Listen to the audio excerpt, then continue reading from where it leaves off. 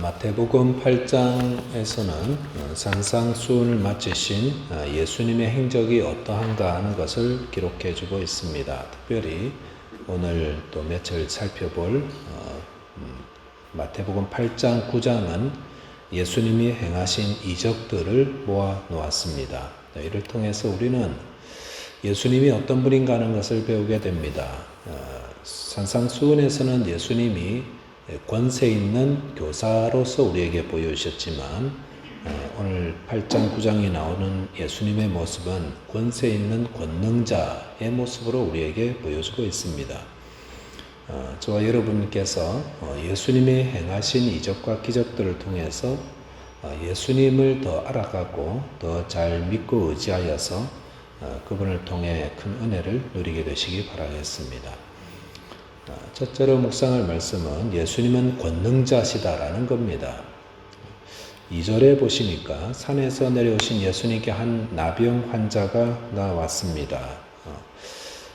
그가 예수님께 절하면서 이렇게 말했죠. 주여 원하시면 저를 깨끗하게 하실 수 있습니다. 그러자 3절에 예수님께서 손을 내밀어 그에게 대시며 이르시되 내가 원하노니 깨끗함을 받으라 하시니 즉시 그의 나병이 깨끗하여졌다라고 하였습니다. 나병 환자가 예수님께 나와서 하는 말을 보면은 그 예수님에 대한 무한한 신뢰를 가지고 있는 것을 볼 수가 있습니다. 원하시면 저를 깨끗게 하실 수 있습니다.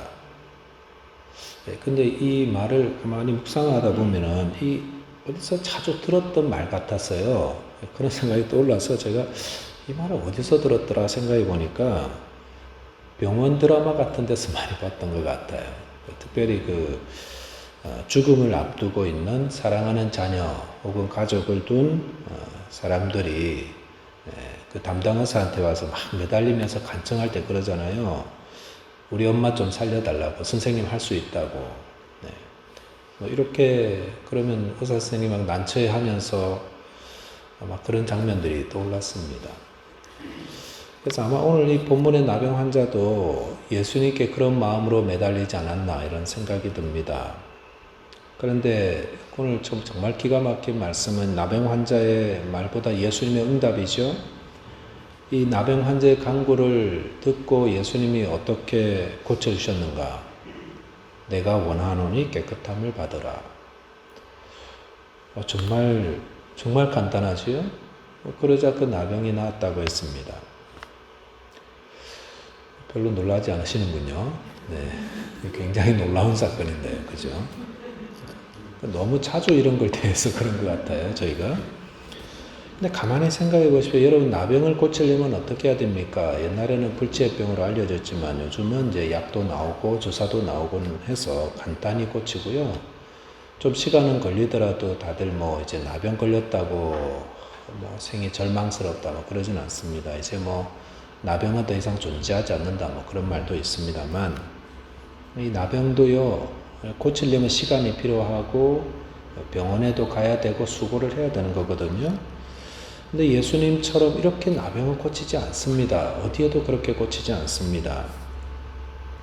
예수님은 내가 원하노니 깨끗함을 받으라 말씀하셨습니다. 이 세상 어떤 의사나 병원도 이런 식으로 병자를 고치지는 않습니다. 병원에서도 간단한 수술을 하려 치면은 꼭 동의서 같은 거 쓰죠. 서약서 같은 거. 여러분 아마 한 번씩은 다 써봤을 겁니다. 내용이 어떤 내용이던가요? 만에 하나, 아주 쉬운 수술이지만 만에 하나 수술이 잘못되어도 병원과 의사를 탓하지 않겠습니다. 책임을 지라고 말하지 않겠습니다. 동의하는 그런 내용 아니겠습니까? 수술하는 의사가 수술 잘못되기를 바라는 사람은 아무도 없을 겁니다. 병원도 마찬가지고요. 모든 의사나 모든 병원들은 수술하고 치료받는 환자가 깨끗하게 수술 후에 치료 후에 나아서 퇴원하기를 바랍니다. 근데 그게 원한다고 뜻대로 되는 것이 아니지 않습니까? 그러나 오늘 본문에서 예수님은 어떻습니까? 주님이 원하시니까 깨끗함을 받으라 하셨습니다. 나병 치료의 핵심이 어디에 있었습니까? 이 나병이 어떻게 치료함을 받았죠? 어떤 약을 썼느냐, 어떤 방식으로 치료했느냐, 이게 아니라 예수님의 뜻에 있었다는 겁니다. 예수님이 원하시면 병은 치료를 받습니다. 그리고 예수님이 말씀하셨죠. 내가 원하니까 깨끗함을 받으라. 이렇게 말씀을 하시지 않았습니다. 예수님이 이 병을 우리는 그냥 어디서 바이러스 들어와서 혹은 뭐 다른 질병으로 이렇게 고통당하는 건데 예수님이 병을 이렇게 대하는 모습을 보니까 마치 질병을 인격체처럼 대하는 것처럼 보여요. 인격체. 그래서 너 나가. 그런 게 나가고 너 여기 있으면 안 돼. 여러분 다 일어나서 나가십시오. 그러면 또 다 일어나서 나가시잖아요. 인격체 이렇게. 교통이 되지 않습니까? 저희 집에 고양이가 있는데요. 가끔 부엌에 맛있는 고기가 있으면은 그거 먹으려고 이렇게 점프하려고 그래요. 그럼 저희가 이제 가만 안 놔두죠. 이렇게 혼내는 소리 이렇게 째려보면서 이렇게 한번 딱 하면은 대부분의 고양이들은 그렇게 올라가지 않습니다. 말을 알아듣는다는 거죠. 마찬가지로 오늘 나병도 보니까 예수님의 말씀을 듣고 물러가는 것 이렇게 보이죠? 이 무엇을 보여주고 있습니까? 예수님이 이 땅의 모든 질병도 다스리시는 주인이시다 라는 것을 보여주고 있습니다. 예수님이 이놈 하면 모든 질병도 다 그 말씀에 순종해서 떠나가는 겁니다.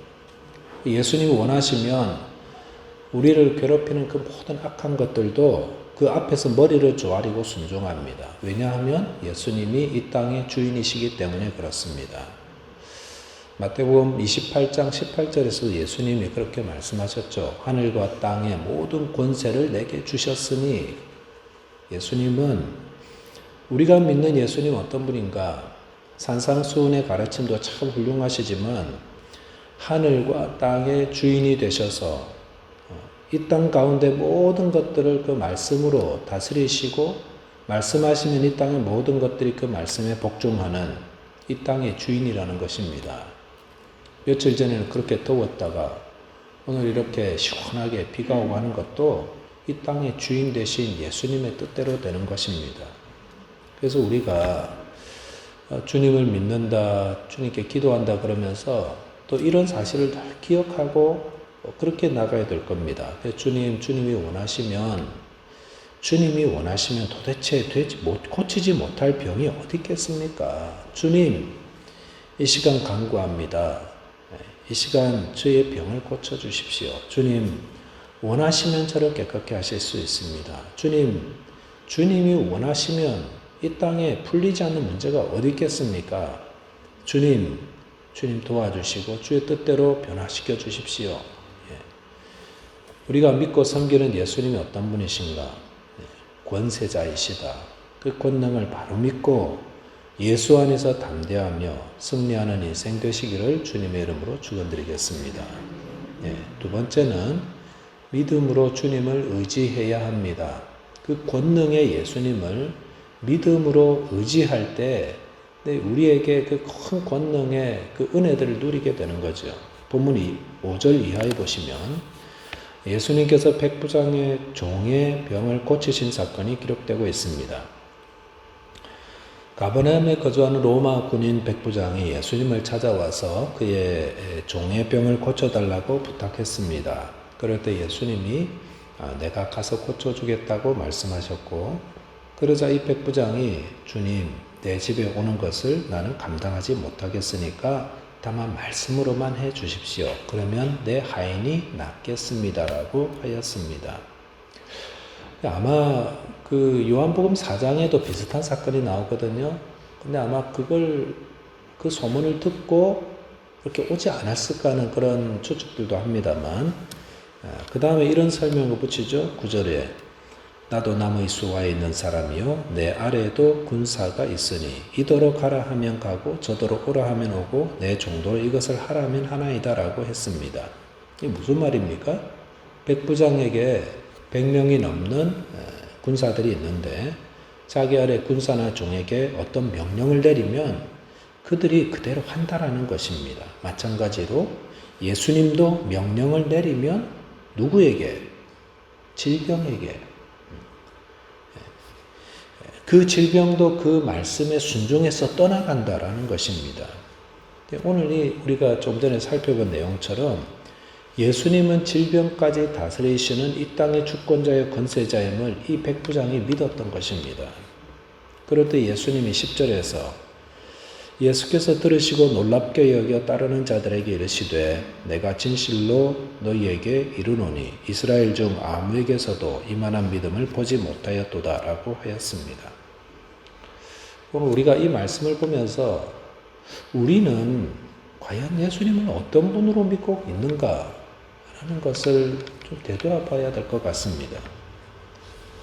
러시아에 나이 많으신 한 선교사님이 선교사님 모임에 갔는데 거기 모임분들이 이구동성으로 러시아가 기독교를 박해하고 있다고 이제 앞으로 어떻게 해야 될지 서로 막 대책을 논의하고 걱정들을 나누는 그런 자리였다고 했습니다.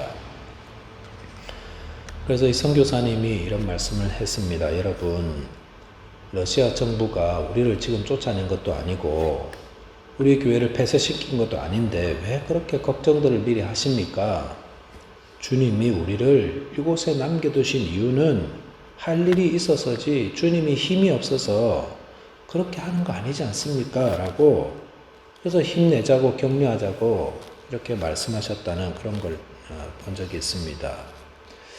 이 선교사님이 어떤 분입니까? 예수님 바로 믿는 분이죠.